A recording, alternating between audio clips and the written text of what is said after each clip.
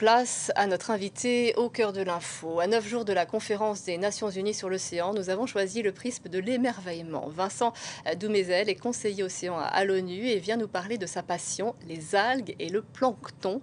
Vous n'avez peut-être pas encore idée des trésors qu'ils représentent et pourtant ils sont l'avenir de notre humanité. C'est ça la magie de la nature. Bonsoir Vincent Doumézel. Bonsoir. Merci d'avoir accepté notre invitation. Alors vous n'êtes pas venu les mains vides, nous allons voir cela dans un instant.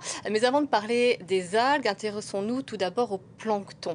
Peut-être moins identifié par le grand public, c'est l'objet d'un tout dernier texte que vous venez de publier, le manifeste du plancton. Quand on lit votre livre, on comprend instantanément que sans lui, la vie serait impossible. Vous écrivez d'ailleurs, si nous le préservons, le plancton nous sauvera. Bah oui, tout à fait. Enfin, le plancton est la base de la vie sur Terre. Tout a commencé là. Et au niveau historique et biologique, notre planète est une planète plancton, en fait, avant tout. 90% de l'histoire du vivant sur Terre, c'est du plancton. La vie sur Terre sur les continents est un épiphénomène relativement récent dans l'histoire de la vie sur notre planète. Donc c'est le fondement de tout. Et je pense que si on veut reconstruire et rebâtir et réparer un bâtiment, on commence toujours par le fondement. C'est un peu pareil. Si on veut se demander comment réparer notre planète, c'est intéressant de commencer par ce qui est le fondement de tout, à savoir le plancton. Le plancton donc le plancton est défini par tout ce qui dérive dans l'océan. Donc tout ce qui n'est pas ni dans les sols, qui n'a pas de muscles, qui ne peut pas remonter contre le courant. Et ça regroupe un ensemble extrêmement vaste d'organismes qui va de petits virus microscopiques, même bien plus petits que le microscopique, Invisible à l'œil nu, complètement invisibles. On voit quelques exemples derrière vous. Voilà, à des organismes comme les méduses qu'on connaît bien, qui sont aussi du plancton, et à des siphonophores qui sont les organismes les plus longs du monde, bien plus longs qu'une baleine, puisqu'ils peuvent mesurer 100 mètres de long. Donc ces organismes... Ça, c'est du plancton aussi. Donc on voit la diversité, effectivement, de ces organismes. C'est vraiment une grande diversité qui, pour l'essentiel, demeure invisible. Et ce qui est assez magique, c'est de comprendre qu'une bulle d'eau, ce qu'on croit être vide, est en fait bouillonnant de vie. Il y a des millions d'organismes différents dans une goutte d'eau. Concrètement, quand on boit la tasse dans l'océan, on boit un bon bouillon de ça. culture. On boit un bon bouillon de culture et qui nous sauve d'ailleurs. Sans ça, on ne serait pas vivant et nos intestins et notre corps survit grâce à tous ces organismes qui nous composent. Et donc, quelle serait l'application alors du plancton? Comment alors les applications, elles sont absolument accompagner les mutations que nous vivons? Elles sont absolument phénoménales dans le sens où le plancton, il va déjà gérer tous les cycles géochimiques. Donc, il va gérer la chimie planétaire, la biologie planétaire. On va découvrir la biologie planétaire grâce au plancton, tous les cycles des nutriments, ce qui va recycler l'azote, le phosphate, mais surtout l'oxygène dont on a tant besoin, l'eau douce, le cycle de l'eau douce. C'est-à-dire que tout comme les forêts en Amazonie, ils rééquilibrent notamment... Bien plus que les forêts en Amazonie, encore même. En fait, c'est un peu comme ça, ignorer le plancton, c'est un peu comme ignorer les forêts. Se dire qu'on ne connaît pas les forêts, qu'on ignorerait qu'il y aurait des forêts sur Terre et que le rôle du plancton est largement aussi grand. C'est 90% de la biomasse des océans. C'est ce qui va créer la matière première dans l'océan et qui va nourrir tout le reste. Sachant que les océans représentent eux-mêmes 70% de la planète. Surface de la planète, voilà, et une grande partie de la zone habitable surtout. Mais ce qui est intéressant, c'est qu'on parle toujours des baleines, des tortues, des dauphins, qui sont des grands animaux charismatiques, et qu'on se demande jamais comment les sauver, parce que les sauver, finalement, c'est avant tout leur donner à manger, et c'est donc préserver les communautés de plancton qui les nourrissent. Donc il faut vraiment remonter d'un cran pour essayer de préserver le vivant tel qu'il est aujourd'hui et comprendre d'où tout cela part. Donc ça va avant tout être cela. Et puis après, il y aura des applications après sur de nettoyer les océans, de réparer le cycle de l'eau. La pluie, elle est gérée par des gaz émis par le plancton. Donc il y a tout un ensemble de solutions. Après, des nouveaux matériaux, des nouveaux plastiques. Le plancton peut dégrader le plastique, peut créer une forme de plastique biodégradable. Le plancton va pouvoir nettoyer les océans. Il y a certains planctons les plus fréquents vont créer du verre. Ils savent créer du verre à 4 degrés et une carapace de verre, quand nous, il nous faut 1500 degrés pour créer du verre. Enfin, c'est illimité en fait. Le biomimétisme à partir du plancton est absolument illimité. Il fait créer de l'hydrogène, il fait couler du carbone de façon massive et donc refroidir l'atmosphère. C'est quelque chose qui est extrêmement intéressant aussi. Les différents climats au travers des millénaires et des millions d'années passées ont été dictés par les efflorescences de tel ou tel plancton selon sa capacité à absorber et couler du carbone ou à le relâcher dans l'atmosphère. C'est ça qui a défini le climat sur Terre. Donc aujourd'hui encore, Le on voit plancton bien façonne que effectivement la voilà. réalité dans laquelle on existe. Nous sommes en train de détruire ce plancton quand on sait qu'on retrouve du plastique à 10 000 mètres de profondeur. Comment est-ce que l'homme agit-il contre le plancton? Il n'agit pas forcément contre le plancton. Le plancton, il était là bien avant nous. Il va survivre à l'homme, ça Oui, mais il c'est y a des zones certain. mortes, hein. C'est Mais ce il à y a quoi des je zones pensais, mortes, qui sont de mais plus en plus importantes. où on va C'est-à-dire des zones sans plancton, où il n'y a plus de alors, vie. on va trouver des méduses, on va trouver certains types de. D'ailleurs, les méduses sont perçues comme ayant survécu aux 5 Mm. extinctions de masse, comme un organisme assez fascinant, qui est bien parti pour aimant tout ce que nous lui faisons.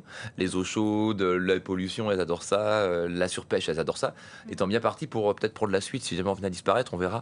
Peut-être que ce serait une planète des méduses demain. Mm. En tout cas, le plancton, il va pas disparaître en soi. C'est juste que notre écosystème aujourd'hui, notre biodiversité et notre existence à nous, elle est basée sur des communautés de plancton précises qui, si elles disparaissent, sont remplacées par d'autres planctons qui nous sont toxiques ou qui n'absorbent pas de carbone.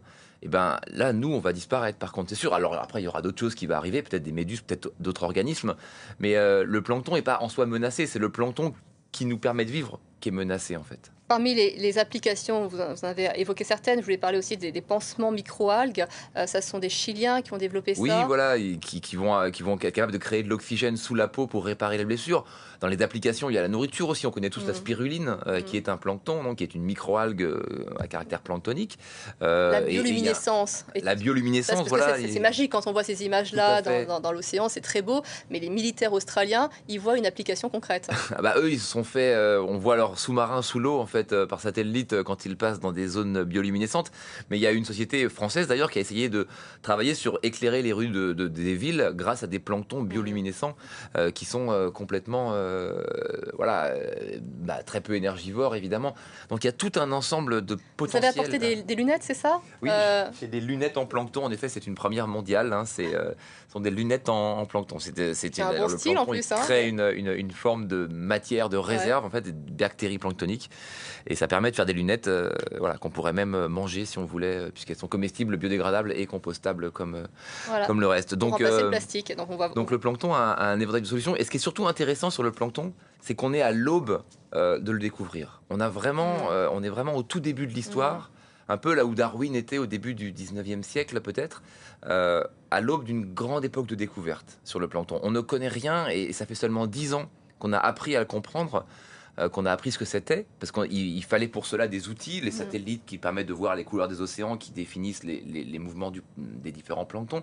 Il fallait surtout des drones avec des microscopes de très haute définition, il fallait des séquençages ADN, donc tout un ensemble de technologies qui nous permettent aujourd'hui, depuis 10 ans, de comprendre le plancton. Donc, pour donner un exemple, il y a 20 ans, il y a une expédition qui est partie à définir des virus dans l'océan. On en connaissait 40 des virus dans l'océan au niveau mondial. Aujourd'hui, on en connaît un demi-million. On est passé de 40 à un demi-million. On a 150 millions de nouveaux gènes qu'on a découverts dans l'océan, dont on ne sait pas à quoi ils servent et qui peuvent avoir des applications médicales, alimentaires, n'importe quoi, incroyable. Donc, il y a encore tout un monde qui est à découvrir. C'est un peu comme une Atlantide perdue, en fait, qui se redécouvre, dont on vient, qui a été englouti, mais qu'on redécouvrirait aujourd'hui, et qui est la matrice du vivant sur Terre. Mais la question qui se pose, c'est est-ce qu'on aura le temps d'aller dans cette compréhension du plancton, puisqu'on voit que les choses s'accélèrent, qu'il faut agir assez rapidement. On va parler dans un instant de cette conférence sur les océans. Il y a 3 ans, vous nous expliquiez déjà comment les algues pouvaient sauver le monde. Est-ce qu'il y a un mouvement qui est en marche 3 ans après? Il y a un développement qui se fait, c'est très long, c'est des changements sociétaux. Il faut qu'une génération se forme, que des jeunes aillent étudier les algues. On manque de chercheurs, on manque de moyens, on manque de financement et on manque d'appétit aussi à manger des algues. Mais aujourd'hui, on voit que la France a sorti une stratégie pour les algues, enfin, avec la ministre. Nous l'avons sorti au mois de mars, Salon de l'agriculture, une stratégie ambitieuse de développement de la filière algues. La Bretagne, évidemment, est aux avant-postes. En première ligne. On voit qu'en Afrique, il y a des projets extrêmement intéressants sur les algues qui se développent. Alors, à Zanzibar, en Tanzanie, là où depuis 30 ans, les algues se sont développées, ont favorisé le développement notamment des femmes qui en bénéficient en premier lieu, puisque c'est elles qui travaillent sur les plages et qui ont acquis leur indépendance grâce aux algues. J'étais à Madagascar il y a peu de temps où on voit que des populations qui étaient extrêmement à risque ou qui souffraient de la manque de ressources piscicoles, de pêche, peuvent survivre grâce à la culture d'algues. La même chose en Namibie, où des projets extrêmement intéressants, au Maroc, se développent. En Afrique du Sud, toute l'Afrique de l'Est a un potentiel très intéressant. On voit des sargasses qui vont de plus en plus arriver vers l'Afrique, donc il va falloir se demander ce qu'on peut faire et comment on peut les utiliser, les valoriser. Donc oui, il y a des projets qui se font, c'est très lent parce qu'on manque de recherche, on manque de savoir, on manque de connaissances. Mais il est clair que les algues permettront à l'avenir de nourrir les hommes, mais aussi les animaux, et d'amender les champs, de les enrichir, de remplacer les plastiques et de réparer la planète en absorbant du carbone et en fournissant des ressources aux populations. Sachant que ce n'est pas nouveau, c'est ce que vous expliquez dans votre très belle bande dessinée là, qui sort, La Révolution des algues, qui fait suite à votre livre hein, qui est sorti il y a 2 ans, je crois. Cette application-là, elle est très ancienne. Les hommes se sont nourris, on a retrouvé des algues dans les organismes il y a déjà des dizaines de milliers d'années. Ils les utilisaient aussi pour l'agriculture. Et donc c'est tout cela en fait qu'il faut réhabiliter. Et le vivant s'est construit autour des algues, hein, du plancton et des algues. Donc en fait, on sait que les hommes préhistoriques, c'est ce qui a permis à notre cerveau d'ailleurs de devenir aussi gros, c'est une ingestion forte alors d'acides gras polyinsaturés qui permettent à notre cerveau de muter et de devenir aussi gros par rapport à notre masse corporelle pendant des dizaines de milliers d'années. Et on a perdu cette culture de l'océan il y a 12 000 ans quand on a inventé l'agriculture. Et on est passé à la stade de la civilisation agricole, de la civilisation de l'homme moderne. On est sorti du chasseur-cueilleur. Mais dans l'océan, aujourd'hui, sur 2/3 de notre planète, on est encore des chasseurs-cueilleurs. Et c'est ce qui explique qu'aujourd'hui, l'océan couvre 70% de la planète et contribue à moins de 2% de notre alimentation. Donc c'est là qu'il y a un potentiel. Pardon. Vous en avez apporté, je crois. Apporté des petites algues. J'en consomme déjà personnellement. Des petites algues islandaises à goûter, c'est de la dulse.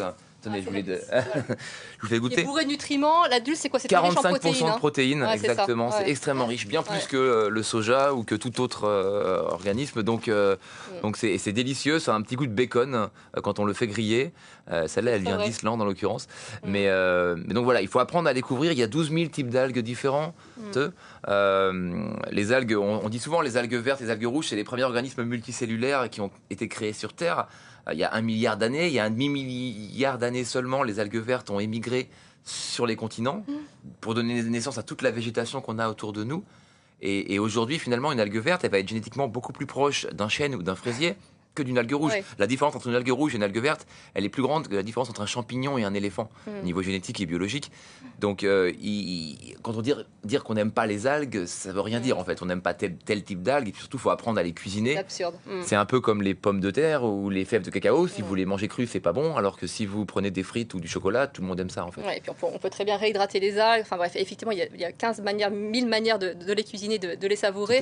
Comment on en vient à se faire le porte-parole des algues et du plancton? C'est vrai que ça peut prêter à sourire. Or, on voit l'application concrète et à quel point c'est essentiel. D'où vous vient ce souci? C'est un long chemin. J'ai commencé ma carrière en Afrique, où j'ai vu la faim dans le monde, ce que ça voulait dire. Donc j'ai passé 20 ans en fait à essayer de trouver une solution en travaillant dans l'agroalimentaire, dans des filiales internationales, dans des grandes sociétés, pour essayer de trouver un nouveau moyen de nourrir le monde mieux. Et en fait, sur Terre, il n'y en a pas. Il n'y a pas de moyen de nourrir mieux le monde. On a 1 milliard de personnes qui meurent de faim. On a 300 000 personnes à nourrir tous les jours en plus sur Terre. Et on a des terres arables qui sont de moins en moins fertiles. Des rendements qui baissent, des villes qui grandissent avec de moins en moins de terres disponibles. Et dans le même temps, on a ce champ des possibles qui est quasiment infini dans l'océan. Et en voyageant au Japon, j'ai compris que là-bas où on mangeait des algues tous les jours, où les gens sont en bonne santé, on a les taux de cancer, de maladies cardiovasculaires, d'obésité, de diabète et les plus bas et l'espérance de vie la plus haute. On sait que c'est lié à leur consommation de produits de la mer et notamment d'algues et de micro-algues.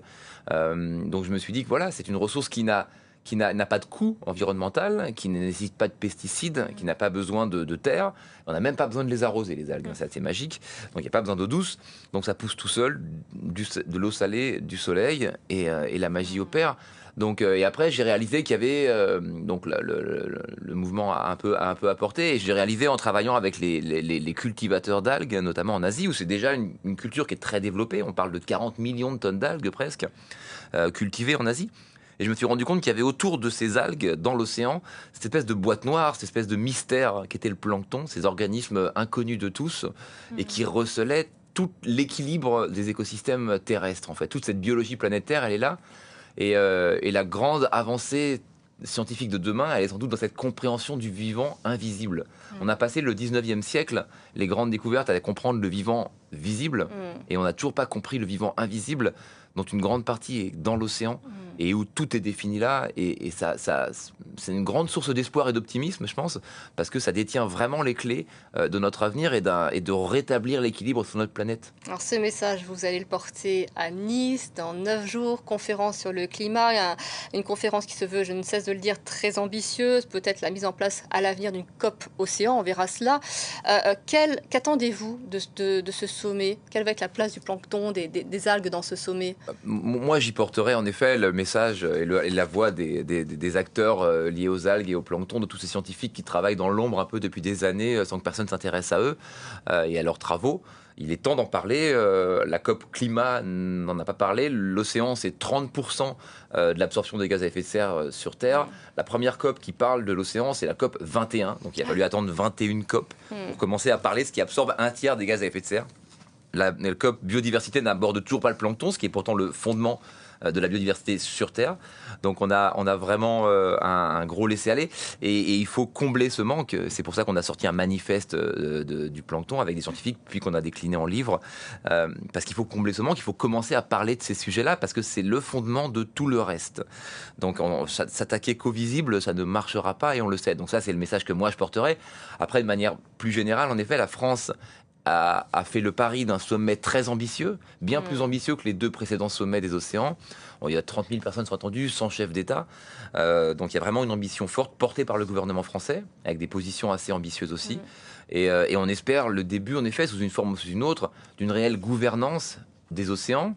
Les océans sont une zone de non-droit, une zone qui n'appartient à personne, et on le voit aujourd'hui avec l'administration Trump qui s'arroge le droit d'aller exploiter les grands fonds, explorer les grands fonds, les exploiter alors que ça ne lui appartient pas, que c'est une aberration écologique extrêmement grave. On parle d'organismes qui mettent des milliers d'années à pousser de quelques centimètres, qu'on va raser en quelques heures.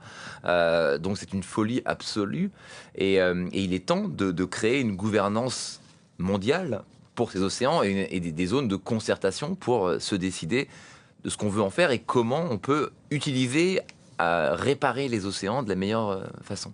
Vous êtes très engagé au niveau diplomatique. Je disais, vous êtes conseiller pour les océans à l'ONU.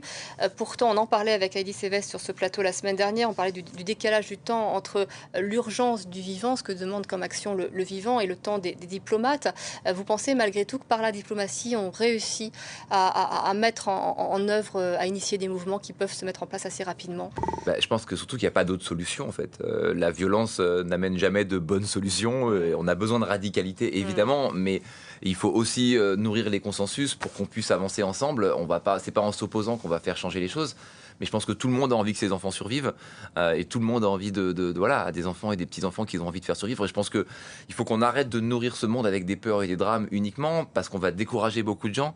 Et je pense que les jeunes aujourd'hui, ils ont besoin de solutions, ils ont besoin d'espoir, ils ont besoin qu'on leur dise qu'il y a encore des choses à faire. Et dans l'océan, tout est encore à faire. Tout est encore à faire, tout est encore possible.